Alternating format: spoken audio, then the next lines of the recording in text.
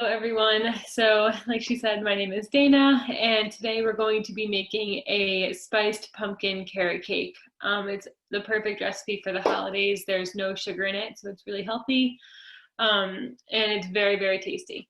So the first thing you're going to want to do is preheat your oven to 350 degrees Fahrenheit. I've already done that, so I don't need to go over there. But the next, we're going to oil our pan. So I kind of talked about this yesterday with the recipe that we did yesterday.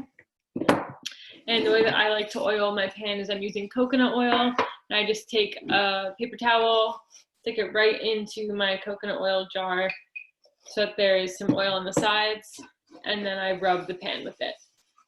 This is just an easy way, doesn't make a mess, and it's pretty easy to just oil your pan that way. For this recipe, I will say you definitely want to make sure you get it very well oiled so that the cake does not stick to your pan, because then when you go to take it out of the pan, it just makes a mess and it'll kind of get destroyed. So make sure it's really well oiled.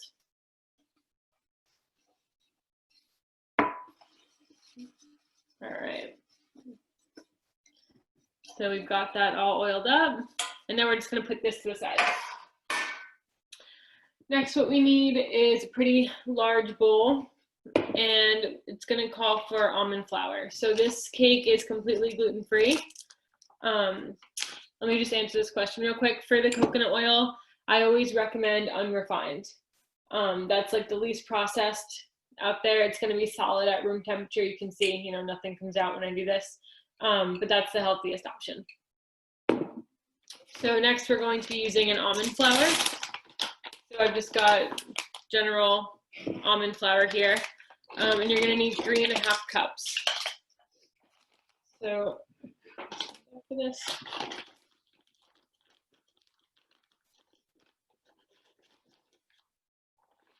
when you're baking, you want your measurements to be pretty exact.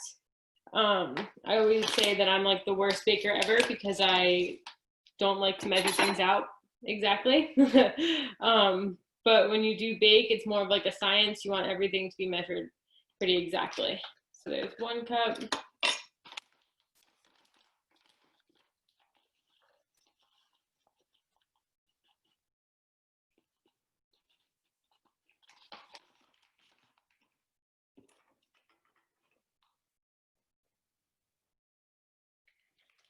2 cups.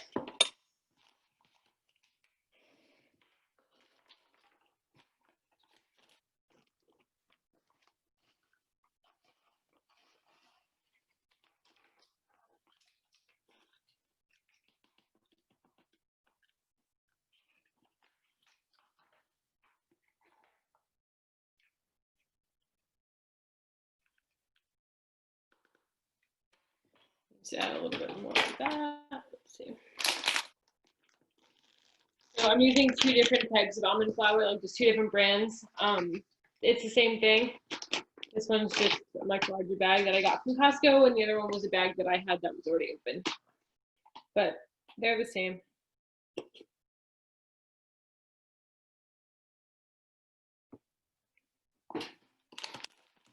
All right, so there's our 3rd cup, and now we need 1/2 cup.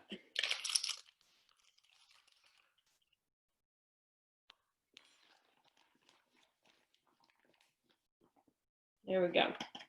So 3.5 cups of flour. It's kind of a lot. Next, we're going to add in our vanilla. This cake recipe is actually really easy compared to a lot of other cake recipes. Usually you have to combine dry ingredients and then wet ingredients and kind of mixing everything together after, but this one is really easy. Everything kind of goes in the same bowl pretty much all at once. So it calls for 2 teaspoons of vanilla extract. Got right here. There's 1. Here's 2.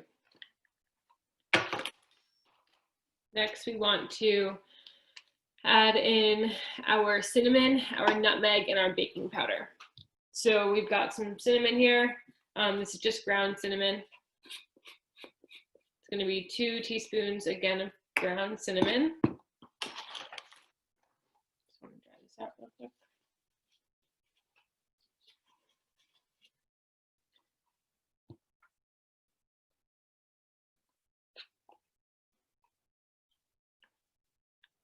2 teaspoons of ground cinnamon. We need half of a teaspoon of ground nutmeg.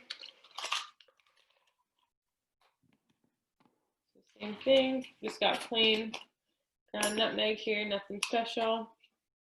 If you want to get really into it, you can grind your own nutmeg, but I find it's just easier to buy the already ground version.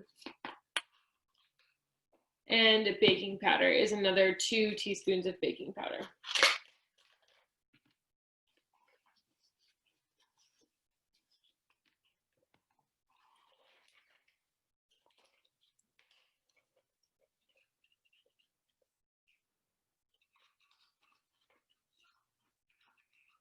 One teaspoon and another.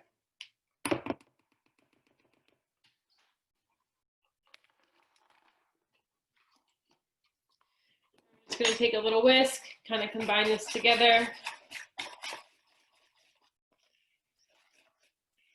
You don't need to go too crazy. We're kind of just blending it a little bit because we're going to add some more stuff.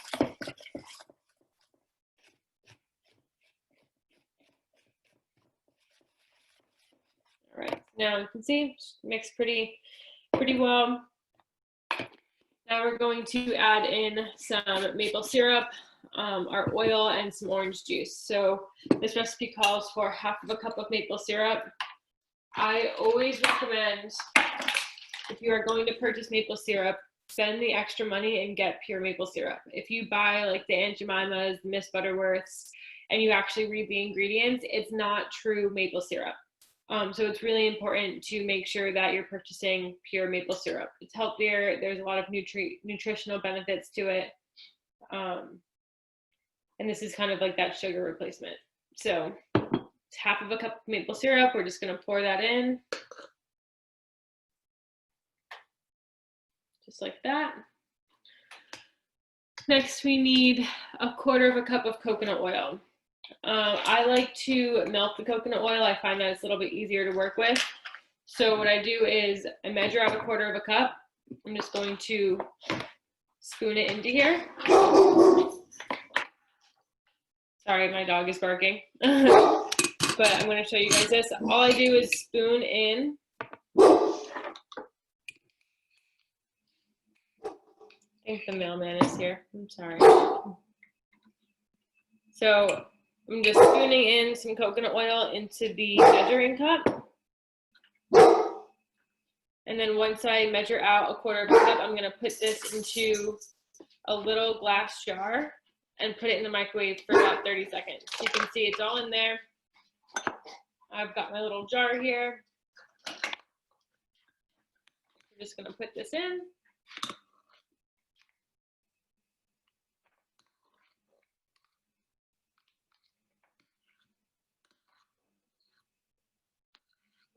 And now that's going to go right into the microwave for just about 30 seconds.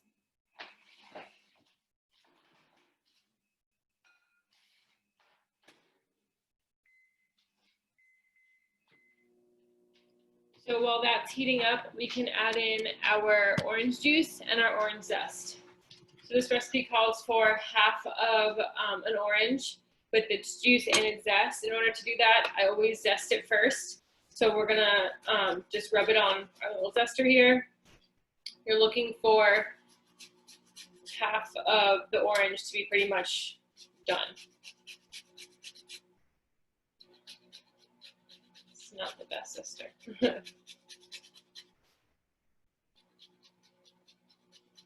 But we're basically just rotating it until we get half of it completed.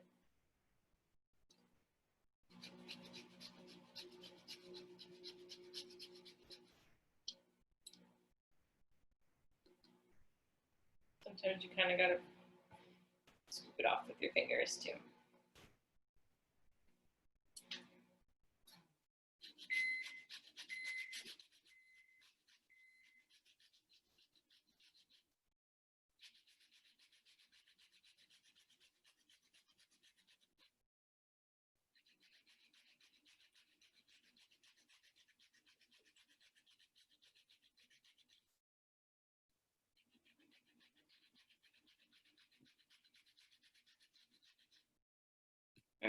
That's about half of the orange.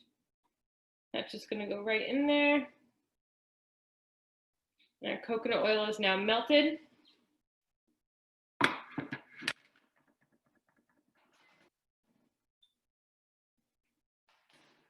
you can see it melts right down, nice and easy. We're gonna pour that in as well.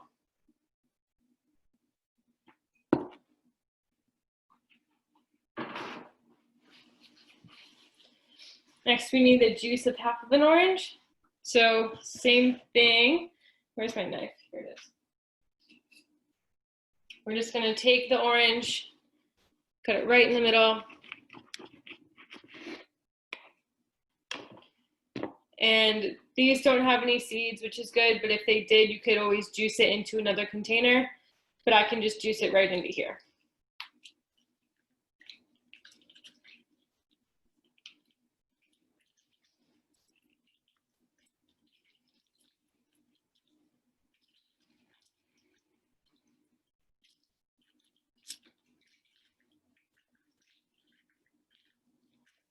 All right. Once you're done with that, you can just discard the rest of the orange.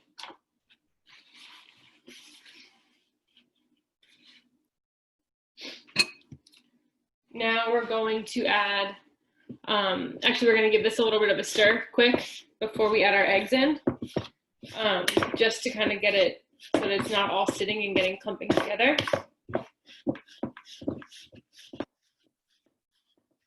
Get everything nice and moist.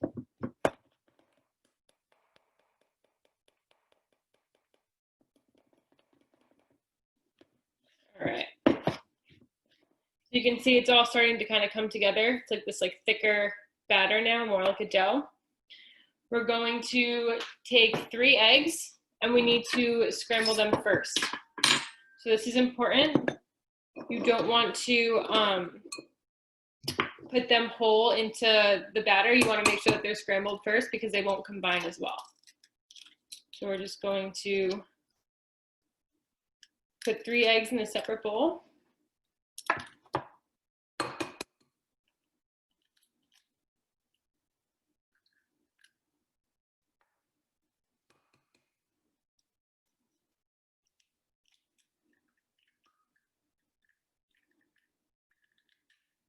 All right, so we've got our 3 eggs in there. I'm just gonna wash my hands quick.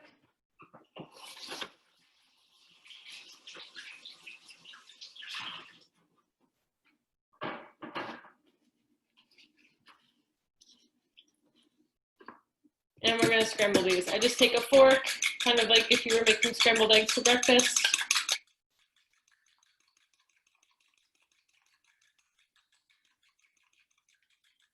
And get them all combined. So you can see they're pretty well combined.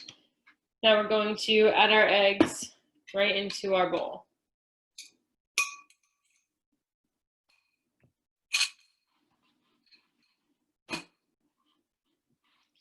Now we can continue to mix this back up together.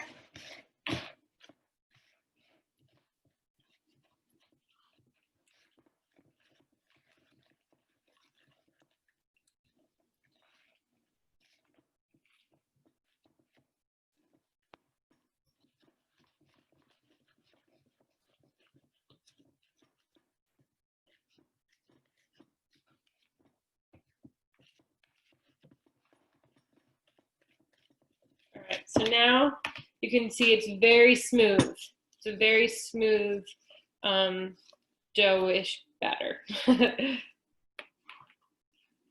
So next we're going to fold in our carrots and our pumpkin. This recipe calls for, I believe, half of a cup of pumpkin. Yes, half a cup of pumpkin. So you can just take, I have a large can here. If you're just making this recipe, you can, buy one of the smaller cans. You're gonna measure out about half of a cup. And when we put this in, we're not gonna mix it until we put in our carrots. So you're really just kind of spooning this in and letting it sit for a second.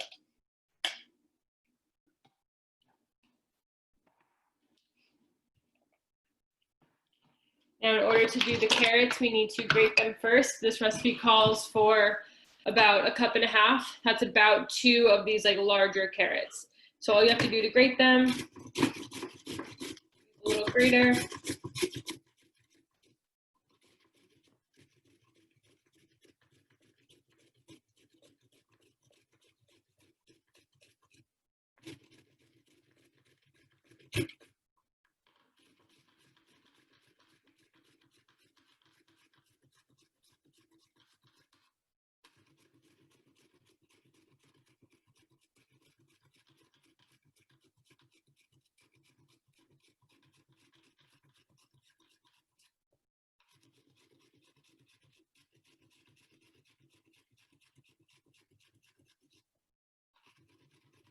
If you're working with these larger carrots, you can choose to peel them first. I don't.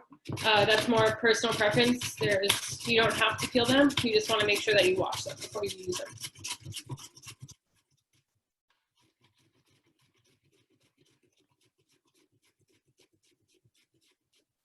And always watch out for your fingers when you're grating.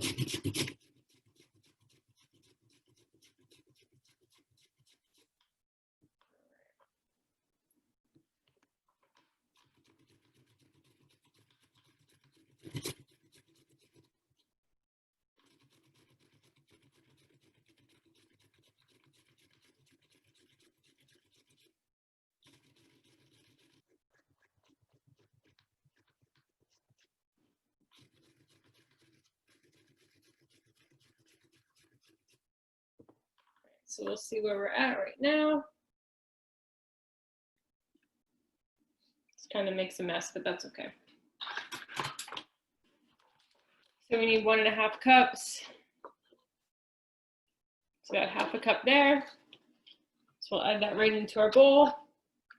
I've got a carrot all over the front of me. Got lots of carrots going everywhere. All right. And now we need another cup.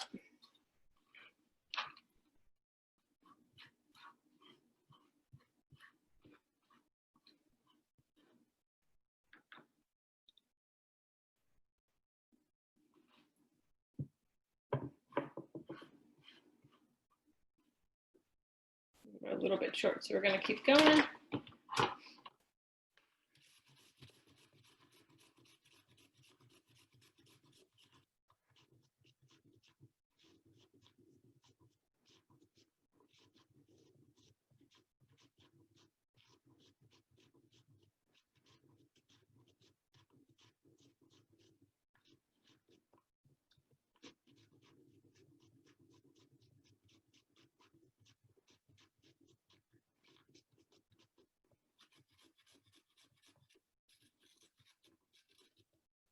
All right, this should be just about, yeah, there we go. So pretty much 1.5 cups is about 2 carrots. If you don't want to measure it out, you can kind of just go on that little bit of a rule there. So we can stick our carrot right in there. Now, instead of using a whisk, we're going to fold this in because we don't want to overmix it.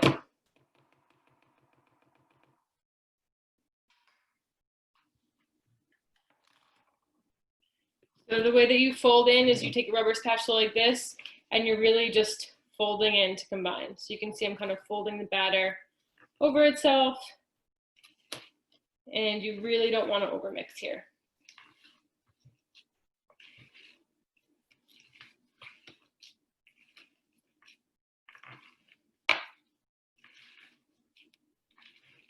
Now that it's all combined,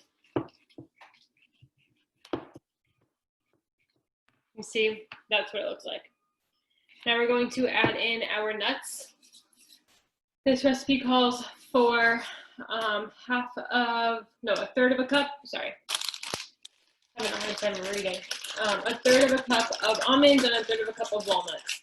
So if you want to chop your own, that's totally fine. I just purchased the already chopped walnuts to make it a little bit easier for myself. But if you have whole ones or the halves or anything, you can always go ahead and chop those yourself. So we're going to get out our 1/3 cup measure, and We're gonna put the walnuts in first. We're gonna add in our almonds. Again, this recipe calls for slivered almonds. If you have like the slices or like I have sliced here, if you have regular whole almonds and you just want to chop them, it's totally fine, as long as they're not, you know, fully whole. But it's a 1/3 cup of almonds as well. Add those in. And then we're going to, again, fold those in because we don't want to overmix.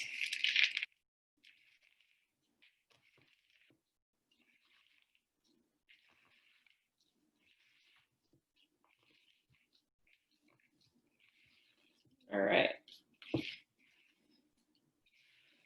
Now that everything's all folded and mixed together, that's what it looks like. We are going to add it to our pan that we had already oiled.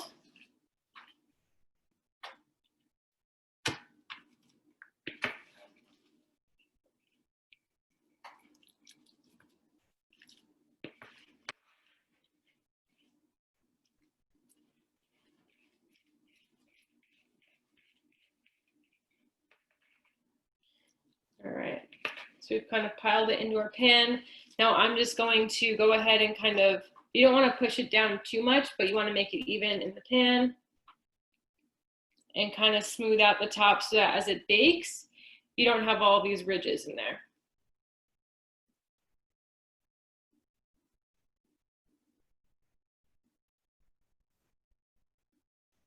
All right, so that's what it looks like, nice and pretty. And this is going to go in the oven for an hour, so it does take quite a while. So we're going to stick it right in the oven. A good way to tell with this cake, because it's kind of hard to really tell if it's like done or not by the color, is you're going to want to use the toothpick technique, where you just take a toothpick, insert it in the center, and see if it comes out clean. So while that is baking, I'm just going to do a little bit of a cleanup here, and we're going to make the icing for it.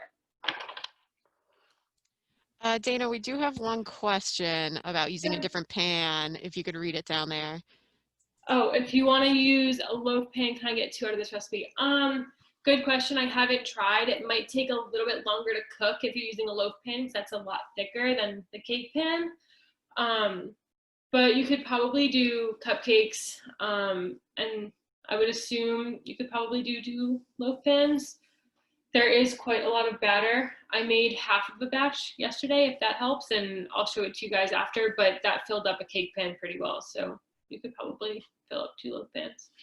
I just haven't tried it, so I don't know for sure.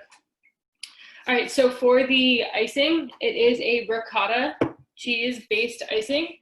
If you prefer to be dairy-free, that's totally fine. You can use like coconut cream, but if you do use coconut cream, it tends to be a little bit sweeter, so I would take out the maple syrup for the icing. But if you are good with dairy, then we've got some whole milk ricotta cheese here, and we're going to measure out a cup. But before we do that, I just want to rinse this out.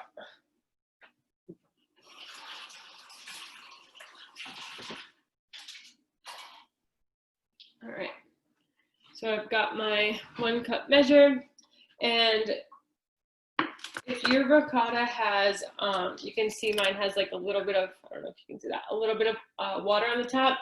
All you have to do is just pour the water off, because we want this to be a little bit more dry and firm, because it's an icing. We don't want it to make too much of like a sloshy mess on our cake. So we're just going to spoon a cup's worth into our measuring cup. Let's see.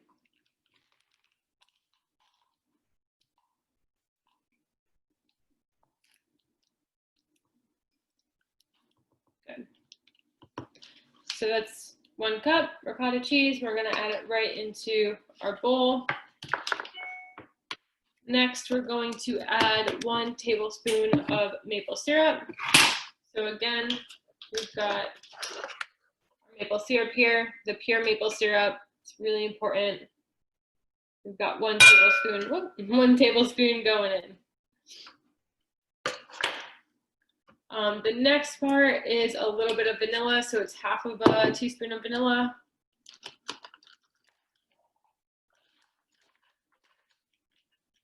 Same thing with the maple syrup is with vanilla. You always want to use pure vanilla extract. The vanilla flavoring is actually full of a lot of chemicals that we don't really want to put into our bodies.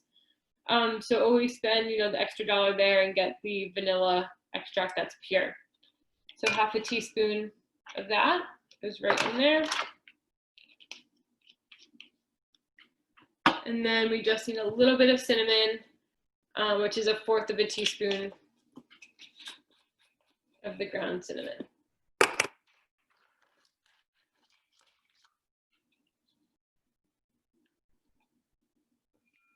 We're going to pour that right on top. So we want to whisk this together. I'm just going to rinse off my whisk real quick.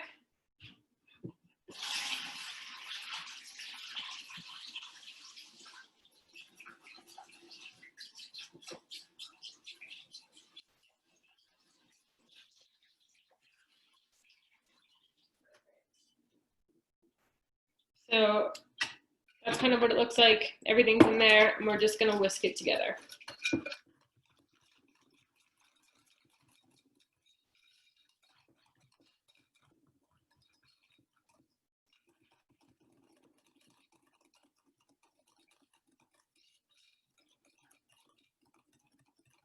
All right, and you can see that's really nice and smooth. It looks so good. It smells really, really good. So I'm not going to make you guys wait the whole hour for the cake to cook. I have one that's already cooked, but I'm just going to move this out of the way so you guys can see it.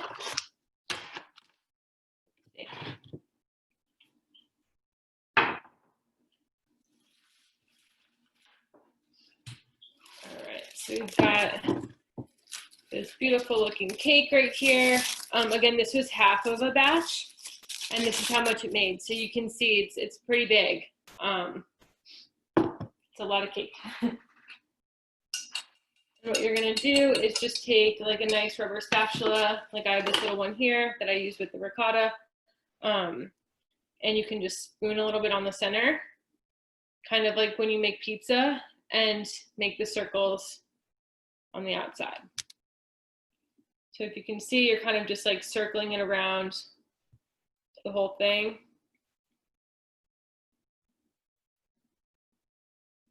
It's nice with these types of cakes. It's very easy to frost them, with this type of like icing. You're not going crazy to decorate it really. You're kind of just putting that on there to smooth it out.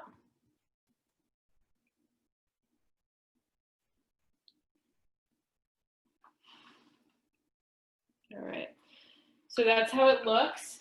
And if you want to garnish it up a little bit, what I like to do is take some of these almonds. If you wanted to toast them a little bit, you could.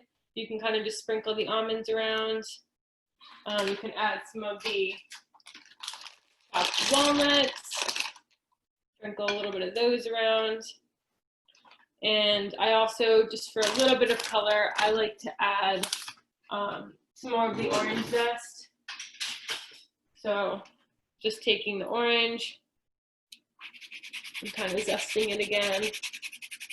Here, we'll see if this one works. This is not the best zester, but that's okay.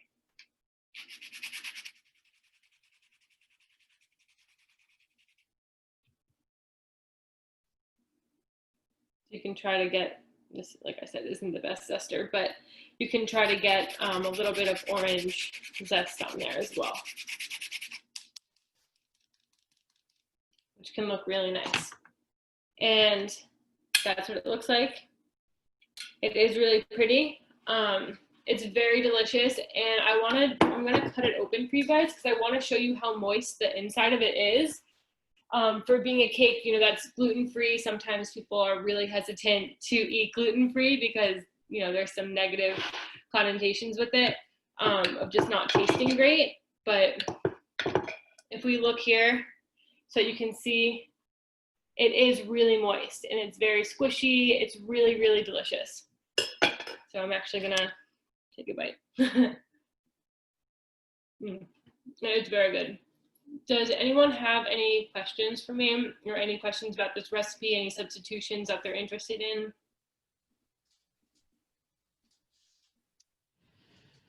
Well, if you guys think of any questions too, you could email the library and we can pass them on to Dana, and we will let you know. We have recorded this today so that if you want to go back and look at it, you have that option. But otherwise, I want to thank Dana and I want to thank you guys for joining us. This is the last bit of her recipe series, but she has some more classes coming up next week, right? The moon cycles, I believe, is next week. So if you want to sign up for that, you can let the library know and we'll help you out. But otherwise, thank you guys. Thanks everyone for joining us. Thank you very much. Thanks for watching. Thank you. Bye guys. Have a good one. Bye.